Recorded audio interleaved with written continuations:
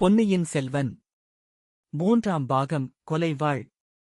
அத்தியாயம் 18. நிமித்தக்காரன். நம்பியாண்டார் நம்பியை வரவேற்பதற்காக கூடியிருந்த சபை கலையும் சமயத்தில் பெரிய மகாராணி தம் செல்வக்குமாரனிடம், மகனே, நான் இவர்களை அரண்மனை வாசல் வரையில் சென்று வழியனுப்பிவிட்டு வருகிறேன். அதற்குள் நீ உன் இருப்பிடம் சென்று சிரமபரிகாரம் செய்து கொண்டு திரும்பி வா. உன்னிடம் ஒரு முக்கியமான விஷயம் பேச வேண்டும் என்றார். ஆகட்டும் தாயே என்று சொல்லிவிட்டு மதுராந்தகர் புறப்பட்டார். அரண்மனையில் அவர் தங்கியிருந்த பகுதிக்குப் போனார். அவருடைய உள்ளத்தில் ஆத்திரமும் அசூயையும் கொழுந்துவிட்டு எரிந்தன. யாரோ வழியோடு போகிற ஆண்டிப் பண்டாரத்துக்கு எவ்வளவு தடபுடலான மரியாதைகள்! இராஜகுலத்தின் கௌரவத்துக்கே தம் தாயினால் பங்கம் நேர்ந்துவிடும் போலல்லவா இருக்கிறது. பழுவேட்டரையர்கள் தம் அன்னையைப் பற்றி அடிக்கடி குறை சொல்லுவதில் வியப்பு ஒன்றுமில்லை.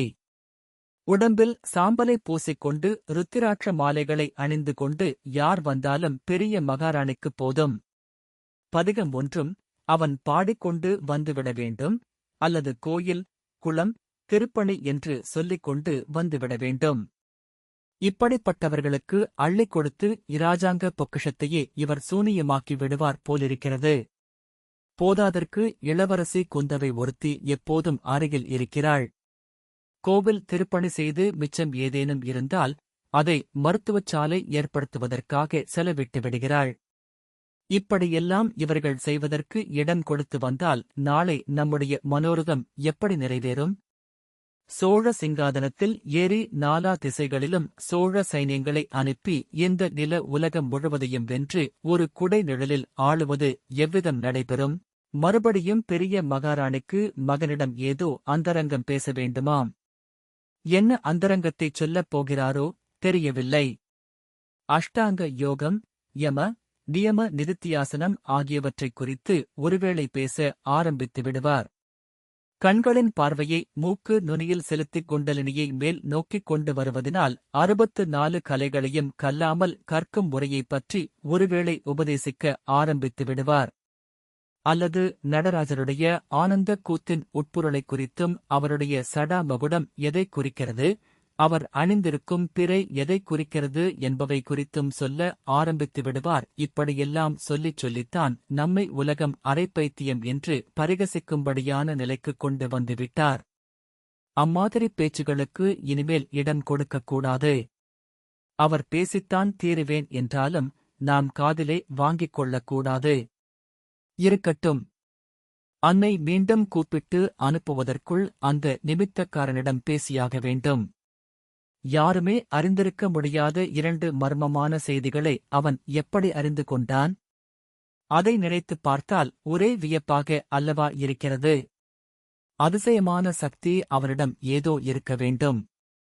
சென்று போன நிகழ்ச்சிகளை அறிந்து கூறியது போல் வருங்காலத்தில் நடக்கப் போவதைப் பற்றியும் அவனால் கூற முடியுமா? அவனையே கேட்டுப் பார்த்துவிடலாம். சபையிலிருந்து தாம் புறப்படும் சமயத்தில் நிமித்தக்காரன் அங்குமிங்கும் பார்த்துக் கொண்டு தயங்கி நிற்பதை மதுராந்தகர் கவனித்தார். அவனைத் தம்முடன் வரும்படி சமிக்ஞையினால் கட்டளையிட்டார். வந்தியத்தேவனுடைய கண்கள் இளவரசியின் முகத்தைப் பார்க்கவும் நயன பாஷையினால் செய்தி உணர்த்தவும் ஆர்வம் கொண்டிருந்தன. ஆனால் இளவரசி மீண்டும் அவனை திரும்பிக் கூடப் பாராமல் பெரிய மகாராணியுடன் போய்விட்டாள். இது என்ன? தன்னை இளவரசி அடியோடு மறந்துவிட்டாரா? அப்படித்தான் இருக்க வேண்டும். எத்தனையோ ஆயிரம் பேரை அவர் தினம் பார்த்து வருகிறார். ஒரு தடவை 2 தடவை பார்த்து தன்னுடைய முகம் அவர் மனத்தில் எவ்விதம் நினைவிருக்கும்? நான் பைத்தியக்காரன். இரவும் பகலும் எத்தனையோ விபரீத சம்பவங்கள், அபாயங்களிடையிலும் இளவரசியின் திருமுகத்தையே நினைத்துக் கொண்டிருந்தேன். இளவரசி எதற்காக என்னை நினைத்திருக்க வேண்டும்? தேனை விரும்பி மலரைச் சுற்றி வருகிறது. மலருக்கு தேனீயைப் பற்றி என்ன கவலை? மலர் சூரியனைப் பார்த்து புன்னகை புரிந்து கொண்டிருக்கிறது. குந்தவையின் முகமலரை விரியச் செய்யும் சூரியதேவன் யாரோ? ஆயினும் தன்னை எதற்காக அனுப்பினாரோ அந்தச் செய்தியைத் தெரிந்து கொள்வதிலே கூட அவருக்கு ஆர்வம் இல்லாமலா போய்விடும்? தனக்கு முன்னாலே யாராவது வந்து சொல்லியிருப்பார்களோ? அது எப்படி முடியும்? இல்லை. அவர் ஏதோ கவலையில் ஆழ்ந்திருக்கிறார் என்பதையும் அவர் முகம் நன்றாகக் காட்டியது. தன்னை அடையாளம் கண்டு கொள்ளாததுதான் காரணமாயிருக்க வேண்டும். அந்தரங்க ஓலை எடுத்துக்கொண்டு இலங்கை சென்ற தூதன் மதுராந்தக தேவரின் பரிவாரங்களில் ஒருவனாக சபைக்கு வந்தால் எப்படி அடையாளம் கண்டுபிடித்து தெரிந்து கொள்ள முடியும்? ஆகா! இளவரசியைச் சந்தித்து அந்நகரில் நுழைவதற்குத்தான் கையாண்ட யுத்திகளைப் பற்றிச் சொல்லும்போது அவர் எவ்வளவு ஆச்சரியம் அடைவார்! ஆனால் சந்திப்பது எப்படி? செய்தி சொல்லி அனுப்புவது எப்படி? நிமித்தக்காரா, என்ன யோசனையில் ஆழ்ந்திருக்கிறாய் என்ற மதுராந்தகரின் குரலைக் கேட்டு வந்தியத்தேவன் திடுக்கிட்டான். அதற்குள்ளே அவர்கள் அரண்மனையில் மதுராந்தக தேவருடைய தனி அறைக்கு வந்திருந்தார்கள். அந்த நாளில் சோதிடர்கள், ஆரூடக்காரர்கள், ரேகை பார்த்து குறி சொல்வோர், நிமித்தக்காரர் என்று வருங்காலத்தைப் பற்றிச் சொல்வோர் பலர் இருந்தனர். சோதிடர்கள் ஜாதகம் பார்த்ததும், கிரகங்கள் நட்சத்திரங்களின் சஞ்சாரத்தைக் கணித்தும் ஜோதிடம் சொல்வார்கள். ஆரூடக்காரர்கள் தங்களிடம் வருவோர் பேசும் சொற்களைக் கொண்டும், ஆரூடம் கேட்கும் வேளையைக் கொண்டும், 108 ஓர் இலக்கம் சொல்லும்படி கேட்டும் சுபாசுபங்களைப் பற்றி பொதுப்படையாகச் சொல்லுவார்கள். ரேகை சாஸ்திரமோ அன்றைக்கு இருந்தபடியே இன்றைக்கும் இருந்து வருகிறது. நிமித்தக்காரர்கள் என்பவர்கள் ஞான திருஷ்டி படைத்து முனிபங்கவர்களைப் போல் அகக்கண்ணினால் பார்க்கும் ஆற்றல் உடையவர்கள். அவர்கள் மனத்தை ஒருமுகப்படுத்தி வைத்துக் கொண்டு அகக்கண்ணின் உதவியினால் முக்கால நிகழ்ச்சிகளையும் நேரில் பார்ப்பது போல் பார்த்து உரைப்பார்கள். சிலர் புறக்கண்களை மூடிக்கொண்டு தியானத்தில் அமர்ந்து சொல்வார்கள். இன்னும் சிலர் தீபப்பிழம்பை உற்று நோக்கிய வண்ணம் மனத்தை ஒருமுகப்படுத்திக் கொண்டு நடந்து போன, நடக்கப் போகிற நிகழ்ச்சிகளை அந்த தீபப்பிழம்பில் பார்த்துச் சொல்வார்கள். இன்னும் சிலருக்கு எதிர்ப்பட்டவர்களின் முகத்தைப் பார்க்கும்போதே அவர்களுடைய சென்றகால வரலாறும் வருங்கால வரலாறும் மனத்தில் தோன்றிவிடும். இத்தகைய அதிசய சக்திகள் படைத்தவர்களைத் தவிர காக்கை இடம் போயிற்றா வலம் போயிற்றா என்பது முதலான வெளி நிகழ்ச்சிகளைக் கொண்டு சகுன பலன்களை உரைக்கும் சாதாரண நிமித்தக்காரர்களும் உண்டு. வந்தியத்தேவன் தன்னை நிமித்தக்காரா என்று மதுராந்தகர் அழைத்ததும் திடுக்கிட்டான். இளவரசர் மேலும் தன்னை என்னென்ன கேள்விகள் கேட்பாரோ தெரியவில்லை. அவற்றுக்கெல்லாம் சாமர்த்தியமாக தக்க விடை கூறி சமாளித்துக் கொள்ள வேண்டும். கடவுளே, இங்கிருந்து இவரிடமிருந்து தப்பித்துச் செல்வது எப்படி? இளவரசியை தனியாக சந்தித்துப் பேசுவது எப்படி? வேறு யோசனை ஒன்றுமில்லை ஐயா. நான் நிமித்தக்காரனாயிருப்பதைக் காட்டிலும் இப்போது சபையில் பார்த்த பிள்ளையைப் போல் 4 பதிகங்களைக் கற்றிருந்தால் எவ்வளவு நன்றாயிருக்கும். எனக்கும் எவ்வளவு உபசார மரியாதையெல்லாம் நடக்கும் என்றுதான் சிந்தித்துக் கொண்டிருந்தேன் என்றான். யார் வேண்டாம் என்றார்கள்? நீயும் தேவாரத் திருப்பதிகம் கற்றுக்கொண்டு பாடுவதுதானே? இன்னாருக்கு இன்னபடி என்று எழுதியிருப்பது போலத் தானே நடக்கும் இளவரசே. வீண் ஆசைப்பட்டு என்ன பயன்? பதிகம் பாடிய அந்த பிள்ளையைப் பற்றி உனக்கு என்ன தோன்றுகிறது? அவனுடைய யோகம் மிக உயர்ந்த யோகம். சிவயோகமும் ராஜயோகமும் கலந்தது. மன்னர்களும் மகாராணிகளும் அந்தப் பிள்ளைக்கு மரியாதை செய்வார்கள். மகான்களுடைய பெயருடனே அவருடைய பெயரும் சேர்ந்து இப்போ உலகத்தில் நெடுங்காலம் விளங்கும். வல்லவரையன் ஏதோ குருட்டாம்போக்காக இவ்விதம் கூறினான். ஆனால் மதுராந்தகருடைய மனத்தில் அவனுடைய வார்த்தைகள் பெருங்கிளர்ச்சியை உண்டாக்கிவிட்டன. என்னுடைய யோகம் எப்படி என்று சொல், பார்க்கலாம். அவனுடைய யோகத்தைப் போலவே தங்கள் யோகமும் சிவயோகமும் இராஜ யோகமும் கலந்தது. ஆனால் இன்னும் மேன்மையானது. அப்பனே, கொஞ்சம் விவரமாகச் சொல், பார்க்கலாம். வல்லவரையன் என்ன சொல்வது என்று யோசிக்க அவகாசம் வேண்டினான். ஆகையால் இப்படியெல்லாம் அவசரப்பட்டால் முடியுமா? விவரமாகச் சொல்ல வேண்டுமானால் தீபம் ஏற்றி வைத்து அகிர்புகை போடச் சொல்ல வேணும். தாங்களும் தீபத்துக்குப் பின்னால் உட்கார்ந்து கொள்ள வேணும். அப்போது வருங்கால நிகழ்ச்சிகளை நடக்கப் போகிறபடியே பார்த்துச் சொல்வேன். மதுராந்தகர் பரபரப்பு அடைந்து தீபம் ஏற்றி வைக்கும்படியும் அகிர்புகை போடும்படியும் கட்டளையிட்டார். தீபத்துக்கு முன்னாலும் பின்னாலும் 2 மணைகளும் போடப்பட்டன. மதுராந்தகர் ஒரு மணையில் உட்கார்ந்த பின்னர் அவருக்கெதிரே வந்தியத்தேவனும் உட்கார்ந்தான். கண்ணை மூடிக்கொண்டு சிறிது நேரம் தியானத்தில் ஆழ்ந்திருந்தான். அவனுடைய வாய் ஏதோ மந்திரங்களை முணுமுணுத்துக் கொண்டிருந்தது. பிறகு அவன் உடம்பை ஒரு குலுக்கு குலுக்கிக் கொண்டு ஆவேசம் வந்தவனைப் போல் நடித்தான். வெறியாட்டக்காரனைப் போல் அவன் உடல் நடுங்கிற்று. பின்னர் கண்களை அகலத் திறந்தான். எதிரில் இருந்த தீபத்தின் பிழம்பை உற்றுப் பார்க்கலானான். சற்று நேரம் பார்த்துவிட்டு மதுராந்தக தேவரை நோக்கி, ஐயா, தங்களைப் பற்றி அலட்சியமாக நான் ஏதாவது சொல்லியிருந்தால் மன்னிக்க வேண்டும். தங்களுடைய யோகம் சாதாரண யோகம் அல்ல. அங்கே சபையில் உட்கார்ந்து பாட்டு படித்த பிள்ளையின் யோகத்துக்கும் தங்கள் யோகத்துக்கும் யாதொரு சம்பந்தம் இல்லை.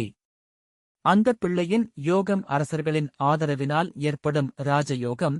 தங்களுடைய யோகத்தைப் பற்றி இந்த தீபத்திலே நான் காண்பது ஆகா என்னையே பிரமிக்கச் செய்கிறது என்றான். அப்படி என்ன காண்கிறாய்? சொல், சொல் என்றார் மதுராந்தகர். ஆகா, எப்படிச் சொல்வேன்? சொல்வதற்கு வார்த்தைகள் எனக்கு கிடைக்கவில்லை. கண்ணுக்கெட்டிய தூரம் மணிமுடி தரித்து மன்னர்கள் அணி வகுத்து நிற்கிறார்கள். மந்திரிகளும் சாமந்தர்களும் அதிகாரிகளும் வரிசை வரிசையாக நிற்கிறார்கள். அவர்களுக்கு அப்பால் முடிவில்லாத கடலைப் போல் சேனா வீரர்கள் அலைமோதிக் கொண்டு நிற்கிறார்கள். அவர்கள் கையில் பிடித்த வேல்களும் வாள்களும் மார்பில் தரித்த கவசங்களும் ஒளி வீசிக் கண்ணை பறிக்கின்றன. தூரத்திலுள்ள மாட மாளிகைகளின் மேல் ஜனங்கள் நின்று ஆர்ப்பரிக்கிறார்கள். கோட்டை கொத்தளங்கள் மீதெல்லாம் மக்கள் கூட்டம் கூட்டமாய் நிற்கின்றனர். அவர்கள் ஏதேதோ கோஷம் செய்கிறார்கள். சொல், சொல். மக்கள் என்ன கோஷமிடுகிறார்கள்? இளவரசே, பல்லாயிரம் மக்களின் கோஷமாகையால் நன்றாக கேட்கவில்லை. சோழக் குலத்தோன்றல் வாழ்க! திரிபுவன சக்கரவர்த்தி வாழ்க! மன்னாதே மன்னர் வாழ்க என்றெல்லாம் கோஷிப்பது போல தோன்றுகிறது. அப்புறம் என்ன? மக்கள் திரண்டு கூட்டம் கூட்டமாக முன்னேறி வருகிறார்கள். வேலும் வாளும் பிடித்த வீரர்கள் அவர்களை தடுத்து நிறுத்துகிறார்கள். சிறிது நேரம் அங்கே ஒரே கூச்சலும் குழப்பமுமாக இருக்கிறது. சரி, சரி. கூட்டம் எதற்காக கூடியிருக்கிறது? அதைச் சொல். அதைத்தான் நானும் இப்போது பார்க்கப் போகிறேன். கூட்டத்தின் மத்தியில் புலிக்கொடி வானளாவிப் பறக்கிறது. அதற்குக் கீழே மீனக்கொடி, விற்கொடி, பனைக்கொடி, சிங்கக்கொடி, ரிஷபக்கொடி, பன்றிக்கொடி ஆகியவை தாழ்வாகப் பறக்கின்றன. மயன் மாளிகையைப் போன்ற சபா மண்டபத்தின் நடுவிலே நவரத்தின கசிதமான தங்கச் சிங்காதனம் போட்டிருக்கிறது. அருகில் ஒரு பீடத்தில் கோடி சூரிய பிரகாசமான வைர வைடூரியங்கள் பதித்த மணிமகுடம் ஒன்று வைத்திருக்கிறது. சிங்காதனத்துக்கு மேலே தன்மதியின் வெண்ணிலாவையொத்த குளிர்ச்சி பொருந்திய வெண்கொற்றக் குடை விரிந்து கவிந்திருக்கின்றன. தேவ கன்னியரைப் போன்ற பெண்கள் கைகளில் வெண்சாமரங்களை வைத்துக் கொண்டு காத்திருக்கிறார்கள். பற்பல புண்ணிய தீர்த்தங்களிலிருந்து கொண்டு வந்த தண்ணீருடன் பொற்குடங்கள் வரிசையாக வைத்திருக்கின்றன. இளவரசே, பட்டாபிஷேகத்திற்கு எல்லாம் ஆயத்தமாகிவிட்டன. யாருக்குப் பட்டாபிஷேகம்? அதைச் சொல், அப்பனே என்றார் மதுராந்தகர். இதோ அதுவும் தெரிந்துவிடும். சபாமண்டபத்தின் பிரதான வாசற்கதவு திறக்கிறது. பலவகைக் கட்டியம் கூறிக்கொண்டு சிலர் உள்ளே வருகிறார்கள். வீரகம்பீர தோற்றமுடைய கிழவர் ஒருவர் வருகிறார். அவருடைய சகோதரர் போலக் காணப்படும் இன்னொருவர் வருகிறார். அவர்களுக்குப் பின்னால் மன்மதனை யொத்த சுந்தர ரூபமுடைய இராஜகுமாரர் ஒருவர் இதோ வருகிறார். அது யார்? யார்? வந்தியத்தேவன் மதுராந்தகரை மறுமுறை உற்றுப் பார்த்துவிட்டு மீண்டும் தீபத்தை நோக்கினான். ஐயா, தங்களைப் போலவே அவர் இருக்கிறார். தங்களைப் போல என்ன? தாங்களேதான். முன்னால் வந்த இருவரும் தங்களை சிம்மாசனத்தை நோக்கி அழைத்துச் செல்கிறார்கள். ஜய விஜயபவா என்ற கோஷம் சமுத்திர கோஷத்தைப் போல் எழுகிறது. தங்கள் மீது 100 கரங்கள் மலர்களையும் மணிகளையும் மஞ்சள் நிறத்தானியங்களையும் தூவுகின்றன. இதோ தாங்கள் சிங்காதனத்தை நெருங்கிவிட்டீர்கள். அடாடா, இது என்ன? சகுனத்தடை போல் யார் குறுக்கே வருகிறது? தலைவரி கோலமாக ஒரு ஸ்திரீ குறுக்கே வந்து தங்களுக்கும் சிம்மாசனத்துக்கும் நடுவில் நிற்கிறாள். வேண்டாம் என்று தங்களை தடை செய்கிறாள். தாங்கள் அந்த ஸ்திரீயைத் தள்ளுகிறீர்கள். அடாடா, இது என்ன? நல்ல சமயத்தில் இப்படி புகை வந்து மூடிக்கொள்கிறது? ஒன்றும் தெரியவில்லையே. பார், பார், நன்றாக உற்றுப்பார். அப்புறம் என்ன நடக்கிறது? இளவரசே, மன்னிக்க வேண்டும். பெரும் புகைப்படலம் வந்து எல்லாவற்றையும் மறைத்துவிட்டது. பார், அப்பனே பார். அந்த ஸ்திரீ யார் என்றாவது பார். அவளை நீ முன்னம் பார்த்திருக்கிறாயா? இளவரசே, அந்த மாதரசியும் மறைந்து விட்டாள், தாங்களும் மறைந்து விட்டீர்கள். சபை, சிம்மாசனம், கிரீடம் எல்லாம் மறைந்து விட்டன. இந்த அரண்மனையில் மந்திர சக்தி உள்ளவர்கள் யாரோ இருக்க வேண்டும். வேண்டுமென்றே மந்திரம் போட்டு தடுத்துவிட்டதாகக் காண்கிறது. ஐயோ, என் முகமெல்லாம் பற்றி எரிவது போல் தகிக்கிறது. இவ்விதம் கூறி வந்தியத்தேவன் தன் கரங்களினால் முகத்தை மூடிக்கொண்டான். அப்படியே சிறிது நேரம் இருந்துவிட்டு கண்களைத் திறந்து பார்த்தான். மதுராந்தக தேவருடைய உடம்பின் நரம்புகள் எல்லாம் புடைத்துக் கொண்டிருந்தன. அவருடைய முகத்தில் கோபம் கொதித்துக் கொண்டிருந்தது. கண்கள் எரியும் தணல்களைப் போல பிரகாசித்தன. வந்தியத்தேவனுக்கு சிறிது பயமாகவே போய்விட்டது. இளவரசருடைய ஆசை வெறியை அளவுக்கு அதிகமாக கிளப்பிவிட்டு விட்டோமோ என்று பயந்து போனான். மறுபடியும் பார், நன்றாகப் பார்த்துச் சொல் என்றார் மதுராந்தகர். இளவரசே, அதில் பயனில்லை. ஒரு தடவை மறைந்த காட்சி மறுபடியும் உடனே வராது. சில நாள் கழிந்த பிறகுதான் வரும். தீபத்தை பார்த்து வேண்டுமானால் வேறு ஏதாவது காட்சி தெரிந்தால் சொல்லுகிறேன். சொல், சொல். என்ன காட்சி புலப்பட்டாலும் சொல். ஜனங்கள் ஒரே குழப்பமாயிருக்கிறார்கள். துக்கமாயும் கோபமாயும் இருக்கிறார்கள். தூதன் ஒருவன் வந்து அவர்களிடம் ஏதோ செய்தி சொல்கிறான். இராஜ குடும்பத்தைச் சேர்ந்த யாரோ ஒருவர் கடலில் முழுகிவிட்டதாகச் சொல்லுகிறான். ஐயோ, பாவம்! அந்த தூதனை ஜனங்கள் அடிக்கப் போகிறார்கள். இளவரசே, அம்மாதிரி ஏதாவது நேர்ந்தால் தாங்கள் அந்தச் சந்தர்ப்பத்தில் ஜனங்கள் மத்தியில் செல்ல வேண்டாம். சென்றாலும் ஜாக்கிரதையாகச் செல்லுங்கள். கடலில் முழுகியது யார் என்று பெயர் சொல்லவில்லையா? கூச்சலிலும் குழப்பத்திலும் பெயர் காதில் விழவில்லை.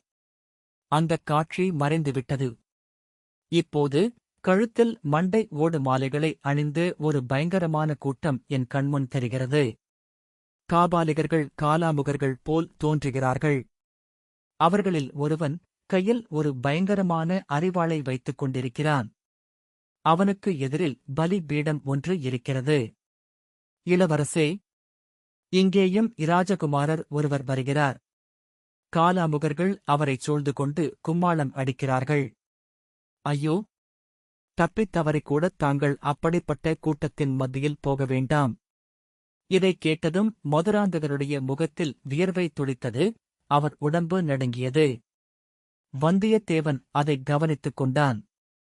பின்னர், இளவரசே, மேலே ஒன்றும் எனக்குத் தெரியவில்லை, மன்னிக்க வேண்டும்.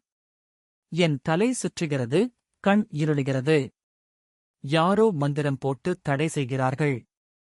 இன்னொரு சமயம் இன்னொரு இடத்தில் பார்த்துச் சொல்கிறேன் என்று கூறி தன் தலையைக் கையால் பிடித்துக் கொண்டான். அச்சமயத்தில் அரண்மனை சேவகன் ஒருவன் வந்து பெரிய மகாராணி செம்பியன் மாதேவி இளவரசரை அழைத்து வரச் சொன்னதாகக் கூறினான்.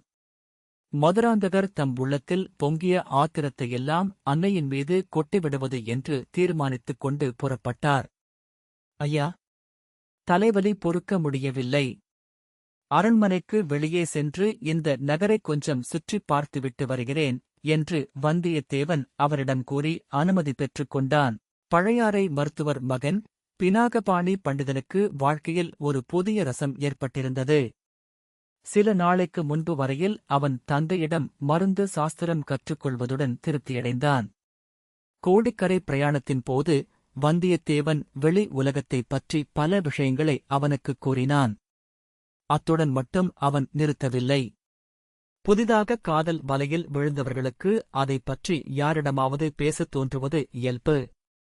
வைத்தியர் மகன் முதல் தர அசடு என்று தெரிந்து கொண்ட வந்தியத்தேவன் அவனிடம் பெண்களிடம் காதல் கொள்வதைப் பற்றிய அபாயங்களைப் பற்றிப் பேசலானான். நான் ஒரு பெண்ணிடம் காதல் கொண்டு அதன் பயனாக அனுபவித்து வரும் இன்ப துன்பங்களைப் பற்றியும் கூறினான். வைத்தியர் மகன் பினாகபாணி இந்த பேச்சுக்களை முதலில் அவ்வளவாக ரசிக்கவில்லை. சிறிதாக அவன் மனம் மாறியது. வந்தியத்தேவனிடம் விவரமில்லாத அசூயையும் ஆத்திரமும் ஏற்பட்டன. அவனுடைய மனத்தை கவர்ந்த மங்கையின் ஊர் பெயர் என்ன என்று கேட்டான். வந்தியத்தேவன் சொல்ல மறுத்துவிட்டான். அதனால் பினாகபாணியின் கோபம் அதிகமாயிற்று. கோடிக்கரை போய்ச் சேருவதற்குள் வந்தியத்தேவனை வைத்தியரின் மகன் தன்னுடைய சத்துருவாகவே கருதத் தொடங்கிவிட்டான். அவன் மனத்திற்குள் புதைத்துக் கொண்டிருந்த தீ பூங்குழலியைப் பார்த்ததும் கொழுந்துவிடத் தொடங்கியது. பூங்குழலி அவனை மறுதளித்ததுடன் பரிகாசமும் செய்தாள். அவள் தன்னைக் காட்டிலும் வந்தியத்தேவனை அதிகம் மதிக்கிறாள் என்று தெரிய வந்ததும் பினாகபாணியின் பைத்தியம் முற்றிவிட்டது. வந்தியத்தேவனைத் தொடர்ந்து வந்த வீரர்களிடம் அவனைக் காட்டிக் கொடுக்கவும் துணிந்தான். பழுவேட்டரையரின் ஆட்கள் வந்தியத்தேவனை பிடிக்க முடியாமல் பினாகபாணியை பிடித்துக் கொண்டு தஞ்சை சென்றார்கள். சிறிது நேரம் அவன் பாதாள சிறையில் வசிக்கும்படி நேர்ந்தது. இதனாலெல்லாம் அவனுக்கு முன்னமே வந்தியத்தேவனிடம் உண்டாகியிருந்த கோபம் மேலும் வளர்ந்தது. இளவரசி குந்தவை அவனை பார்த்து பேசி விடுதலை செய்வதற்காக பாதாள சிறைக்குப் போவதற்கு முன்னாலேயே அவன் விடுதலையாகியிருந்ததைக் கண்டோ விடுதலை செய்தவள் பழுவூர் இளையராணி நந்தினிதான். தன்னிடம் சொல்லிக் கொள்ளாமல் வந்தியத்தேவன் தஞ்சை அரண்மனையிலிருந்து தப்பிச் சென்றது பற்றி நந்தினி கோபமும் சந்தேகமும் கொண்டிருந்தாள். அவன் பழையாறை சென்று பிறகு ஈழ நாட்டுக்குத் தப்பிச் சென்றதை அறிந்த பிறகு அவளுடைய சந்தேகம் அதிகமாயிற்று. எப்படியும் ஒருநாள் பழையாறைக்கு திரும்பி வந்து இளவரசி குந்தவையைப் பார்க்க முயல்வான் என்று ஊகித்தாள். அப்போது அவனைக் கண்டுபிடித்துச் செய்தி அனுப்பப் பழையாறையில் தனக்கு நம்பகமான ஆள் ஒருவன் வேண்டும் என்று தீவிரமாக எண்ணினாள். வைத்தியர் மகன் பினாகபாணியைப் பார்த்து பேசிய பிறகு அவன் அந்த வேலைக்குச் சரியான ஆள் என்று முடிவு செய்தாள். அவனிடம் அந்த பெரிய பொறுப்பை ஒப்புவித்தாள். உனக்குத் துரோகம் செய்துவிட்டு தப்பிச் சென்றவன் சீக்கிரத்தில் ஒருநாள் பழையாறைக்கு திரும்பி வருவான். நீ கண்ணும் கருத்துமாகப் பார்த்திருந்து அவன் எங்கெங்கே போகிறான், என்னென்ன செய்கிறான் என்பதைக் கவனித்து எனக்கு உடனே சொல்லி அனுப்ப வேண்டும். அவ்விதம் செய்தால் உனக்கு வேண்டிய வெகுமதிகளை அளிப்பேன் என்றாள். பின்னர் சின்னப் பழுவேட்டரையரும் அவனை அழைத்து வந்தியத்தேவனைப் பற்றிக் கட்டளை இட்டார். அந்த இராஜத்துரோகி திரும்பி வரும்போது அவனை பிடித்துக் கொடுத்தால் உன்னை நமது ஒற்றர் படையில் சேர்த்து பெரிய அதிகாரியாக்கி விடுவேன் என்று அவனுக்கு ஆசை காட்டியிருந்தார். அது முதல் பினாகபாணி மருத்துவத் தொழிலில் பற்றை இழந்துவிட்டான். ஏதேதோ ஆகாசக் கோட்டைகள் கட்டிக்கொண்டே பழையாறை நகரின் வீதிகளில் ஓயாமல் அலைந்து கொண்டிருந்தான். திடீரென்று அவனுக்கு சந்தேகம் உதித்துவிடும். வீதியில் போகிறவர்களின் அருகில் ஓடிச் சென்று முகத்தை உற்றுப் பார்ப்பான். இவன் இல்லை என்று முணுமுணுத்துக் கொண்டே அப்பால் செல்வான். இதைப் பார்த்த பலரும் வைத்தியர் மகனுக்கு சித்தப்பிரமை பிடித்து விட்டதென்று எண்ணத் தொடங்கினார்கள். ஆயினும் பினாகபாணி தன்னுடைய முயற்சியை கைவிடவில்லை. மதுராந்தகத்தேவரும் அவருடைய பரிவாரங்களும் பழையாறைக்குள் பிரவேசித்தபோது பினாகபாணி அவர்களை அவ்வளவு நன்றாக கவனிக்கவில்லை. அவர்களில் வந்தியத்தேவன் இருக்கக்கூடுமென்று அவன் எதிர்பார்க்கவில்லை. திருநாரையூர் நம்பியின் பல்லக்கைச் சூழ்ந்திருந்த பெருங்கூட்டத்திலே அவன் சுற்றிச் சுற்றி வந்து பார்த்துக் கொண்டிருந்தான். அப்போது சற்றுத் தூரத்தில் மதுராந்தகருடைய பரிவாரம் போவது தெரிந்தது. மதுராந்தகருக்கு அருகில் குதிரை மேலிருந்தவன் ஒரு தடவை திரும்பி பார்த்தபோது பினாகபாணிக்கு ஐயம் உதித்தது. ஆனால் அவன் விரைவாகச் சென்று அரண்மனையில் புகுத்துவிட்டபடியால் சந்தேகத்தை தீர்த்துக் கொள்ள முடியவில்லை.